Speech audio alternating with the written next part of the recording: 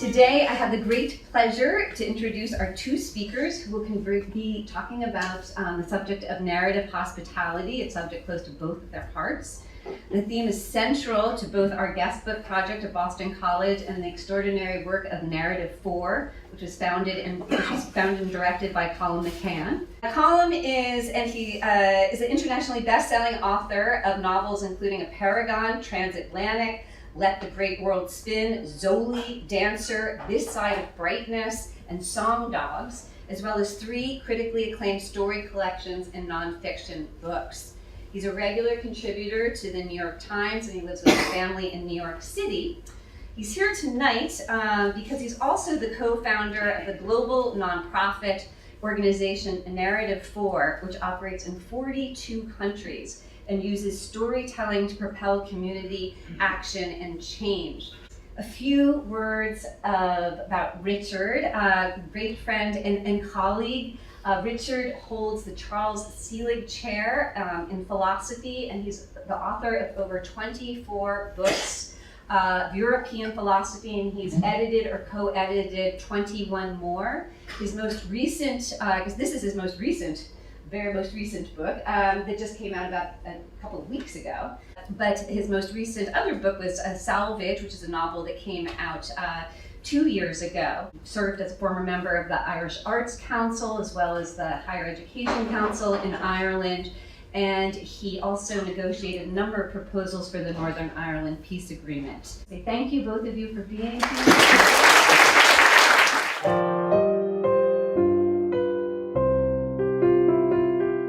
My opening question to you, Colum, is why and how did you set up Narrative 4? Why and how? This wonderful organization, which is unfortunately and fortunately right at the cusp of a huge explosion, because we're in an epidemic of loneliness and isolation amongst you. And the real trust of the organization, in a very simple way, we say is that stories lead to action, lead to change. So we're in Ireland, we're in 12 countries in Africa, we're in Mexico, we're all across the United States. One of the signature sort of exchanges that we would do is we'd bring kids from the South Bronx together with kids from Eastern Kentucky. Okay, so you'd imagine, just think about it, right? All these kids are black and or immigrant, all these kids are white and or Cherokee, all these kids are urban, these kids are rural, these kids are traditionally blue, these kids are traditionally red. You get them in a room together, they're terrified. The room will be corners. Until you get them to tell a personal story. This is really important. Not a political story, not a didactic story. The real messy, the beautiful sort of multitudinous, Whitman-esque messiness comes in personal storytelling. So they will tell each other a story, and then suddenly the boy from Kentucky will realize, wow, that girl who's wearing the hijab from the South Bronx is a bit more like me than I thought, because beneath her hijab she's wearing AirPods, and guess what, she's listening to Beyonce's most recent album, and I'm listening to Beyonce's most recent album. And she's looking at him and saying, wow, that kid with the pickup truck and the gun in the back of the pickup truck, I never saw a white kid before who was so poor that he had to shoot rabbits, that he had to bring back to his family to eat. And then suddenly they get into this territory where things are more nuanced, and you don't know all about this. And this is what we're talking about when we talk about narrative. It's also what we talk about when we talk about hospitality. Because when you exchange a story with someone else, you're not only giving a part of yourself, but you're also receiving what they give to you, and then giving it back to them. So these are a series of psychological exchanges that occur. And then we ask the young people, in what way can you sort of do these programs, perhaps, that can change things on the ground. So maybe the kids in Kentucky might start an opioid awareness group, because all of their stories had to do with opioid abuse. And maybe these kids in the South Bronx start to work with Kohler Hospital, which actually happened, where there are gunshot victims, and they do They work with gunshot victims in exchanging stories. And suddenly the community grows and grows and grows. Now, what is hospitality? What is the open door? Because we're living in a time when all the doors are being closed and all the curtains are being closed and the windows are being shut down. Like everyone has to come into the house if you look like me or you sound like me or you vote like me. But otherwise don't. And that's a real problem. Because really what you want to do is to be able to open up all those canals of certainty, because they are canals. They have been dug, they are man-made, they are directed to go a certain place. There's not rivers of certainty, because the rivers can be unpredictable. So we have this disease of certainty in our culture right now. We all know it. We see it just even in the past few months. You know, everyone's so certain. But I really am fond of the notion of saying I don't know. Or wow, that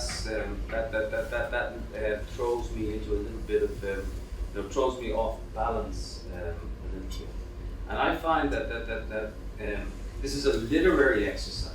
So why I love doing it and why I think it's profoundly important is because it helps me in my literature, but it also helps because we do have this organization that's growing and growing in and around the world. But I think there's no one particular way. There's loads of organizations doing amazing things. You guys are doing amazing things. I was looking at the stuff online, and I think it's absolutely fantastic. So there's no one absolute solution.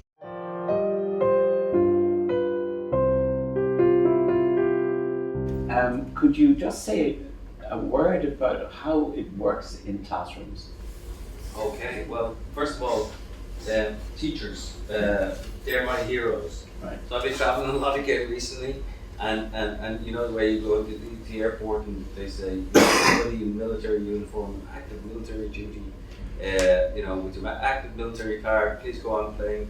And I'm cool with that. These people, I have no problem with that. I'm not going to create a fuss about that. But I can't wait until the day that the teachers are asked to put, you know, their union card or whatever on the day and you get on.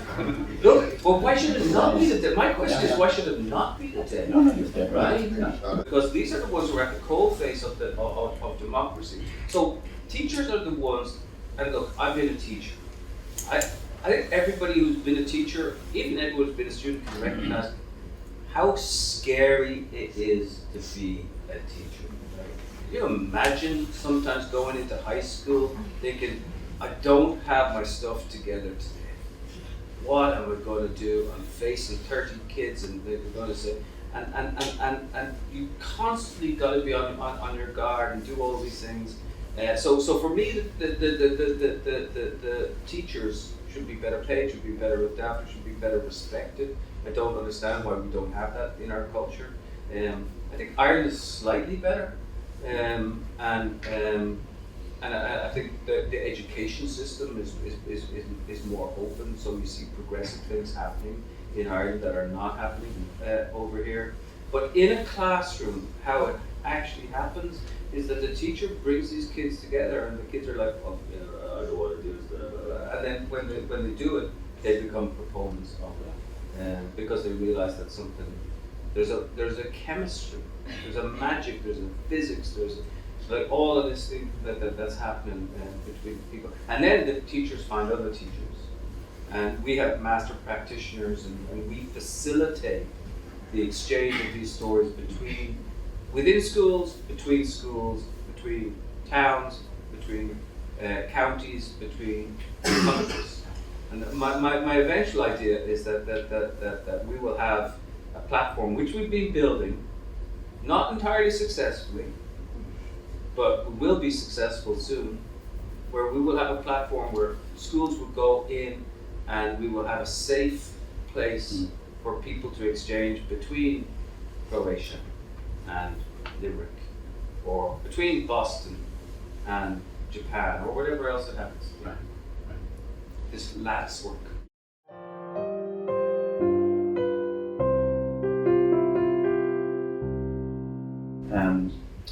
Conversations you had with Diane being interviewed, and the question came up as to how in the writing of the book you're obviously telling the facts, right? Telling the history of Jim's life and what happened to him, and then the encounter with Diane and the assassin. But you're also fictionalizing at times, getting into his head, and it's going from third to first person back now. So she says to you at one point, be careful of embellishing, right? with great humor. But how did you handle that? I mean, I think of the fact that in most vernacular languages, Geschichte, Histoire, the same word for story and history. They're so linked. Aristotle tries to separate them out in the Poetics. He says history deals with facts and the chronicling of facts, but fiction, for him, mythos mimesis, plot, gets to the essence of things, right? So he makes a big difference between history and poetics. But you don't. You bring the two together. Yeah. So could you say a bit about that?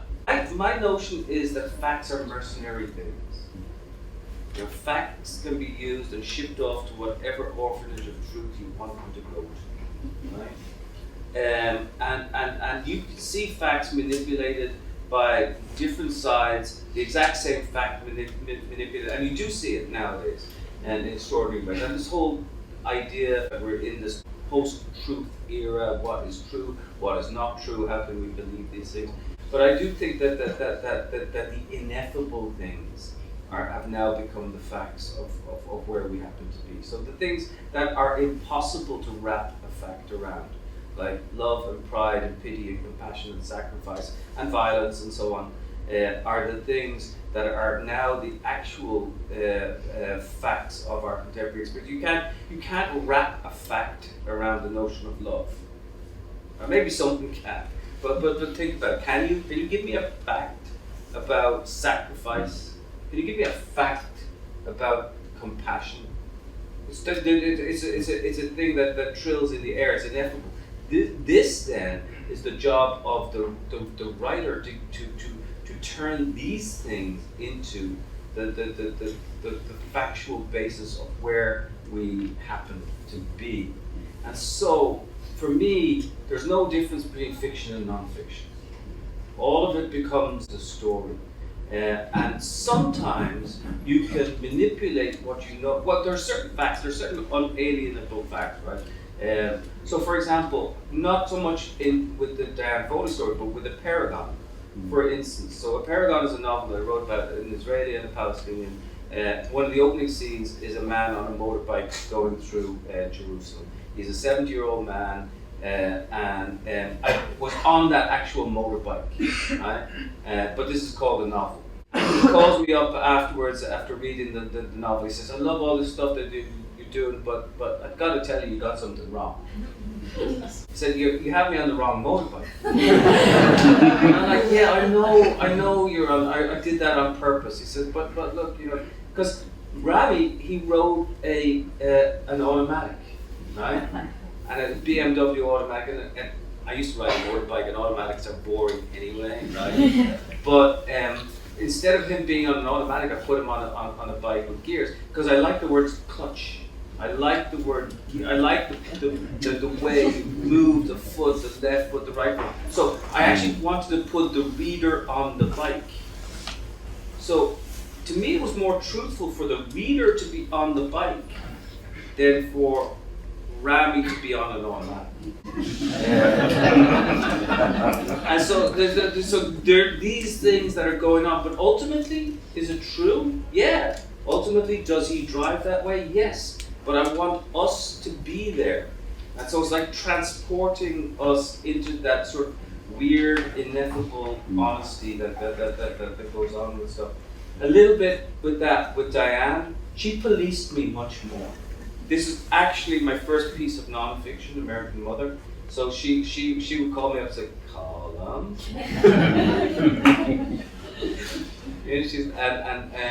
But I do push it a little bit every now and then. Like I have her standing by her fridge and contemplating things when she opens the fridge and she's looking for something.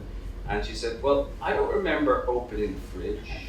I said, well, Diane, you obviously opened the fridge at some point. In your life. Yeah. She said, well, that photograph mightn't have been on the fridge. I said, I don't care if the photograph was or wasn't on the fridge.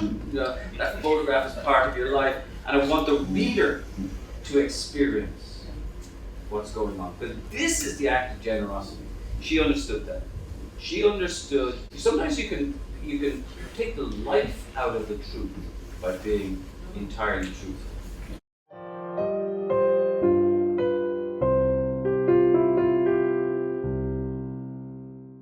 At one point, I remember Diane Foley saying that the book, the story of Jim, which you told, and brought him back to life. Yeah. Look, I'll tell you, I walked into a room in 2015, November 2015. I'm in Beit Jala, which some of you know is like in Bethlehem, which is right beside Jerusalem. I walked into this room, there's two men sitting on opposite ends of the table. And they told me stories about how they lost their daughters. One's Israeli, one's Palestinian. I was in floods of tears. I really was. And I'm not embarrassed to say that. I thought I was really tough, and you know, the whole, for 2 weeks beforehand, and seeing all the stuff that was going on. But then they wrote on a napkin, use the force of your grief as a weapon. For me, they wrote this down. Right? And I thought, okay, wow, well that's really sort of a spectacular thing. And can you use the force of the grief as a weapon? Because there's also great joy there too. I don't want to pretend that it's all about this grief that is going on. Rami and Bassam are like great pals. They love each other. They have this extraordinary relationship with one another. But Diane then too. And halfway through the writing of a parable, something happened to me. I didn't even know who the narrator of the book was. I had no clue. I was going mad. I was like, I don't want to be the narrator of the book. That's boring. I don't want to be the narrator of the book. And then suddenly realized that the two men were telling the stories of their daughters in order to keep their daughters alive. There was something Scheherazadian about it. And then I realized that they were telling it to a group of people. The group of people was us in general. So it's either the stupidest thing or the cleverest thing that I've had revealed to me in literature, that the narrator of that actual book was the reader of the book. The reader of every book becomes the narrator of every book, surely, or do they? And this is part of the tension then for me. Is that the way it is? And then with the Diane Foley book, though, it was different. Yeah. She's the narrator of the story, and I'm the narrator outside it.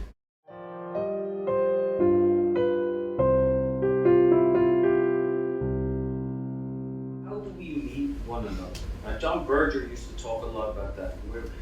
How do we meet ourselves through others? And when suddenly we turn and we look at something that we didn't really know before, does the human experience expand in certain ways?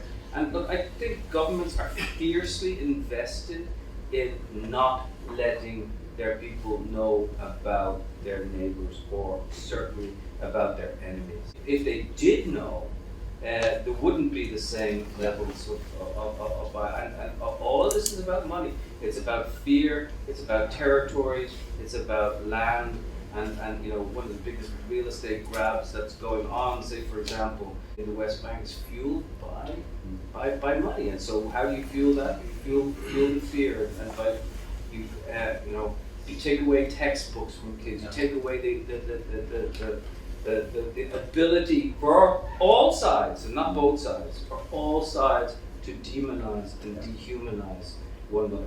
Rami did not think of Palestinians as human. He admits to this until he was in his 40s, and he saw a Palestinian woman who'd suffered the same way that he had suffered. This is kind of incredible. Think about it a moment. Dehumanized to a point where a Palestinian was a person who came on Saturday to fix your fridge. That was, or maybe cut your lawn or whatever. And this is not the way that look, what are we going to do in our education system? What are we going to do with stories? What are we going to do with narrative hospitality? We're going to invite people in who are not like us, and we're going to Make changes. It's the only way we're going to And it has to be radical. I mean, you talk about radical empathy. One of our books is called Radical Hospitality. Yeah. Because hospitality and empathy become very easily pretty empty words. Okay. And that's what Can I goes tell you to- something? Yeah. A little bit of a secret right now. Mhm. I'm not using the word radical because I want to bring those people from Kentucky in, and I want to bring right wing and left wing people together. And like even the word empathy doesn't work in certain segments of the population now. So I got to be careful. I'll talk about compassion because I want people to come into the room. Mhm. The kids aren't scared. Parents are scared. Yeah. They're scared of those sort of words. They use the word, oh look, that guy's radical. And so, But it doesn't have to be political. I mean, it can be radical is Right. going to the root radical. But even just use yes, the I know. word. I know. You It gotta has a be- connotation. You got to be so That careful. can close doors. Yeah. And you don't want the doors to be closed. No. I got a really nice email the night after the election. Like tonight we'll try to figure things out. Tomorrow we write it down. And I just like that notion. You know, we write it down. And we get out and do something. That's great.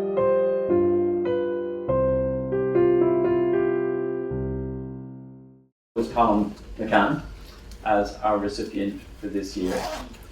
You witnessed his commitment, his extraordinary commitment to the whole process of narrative hospitality, not just in theory but in action. So, Sheila, I would just ask you to present the award.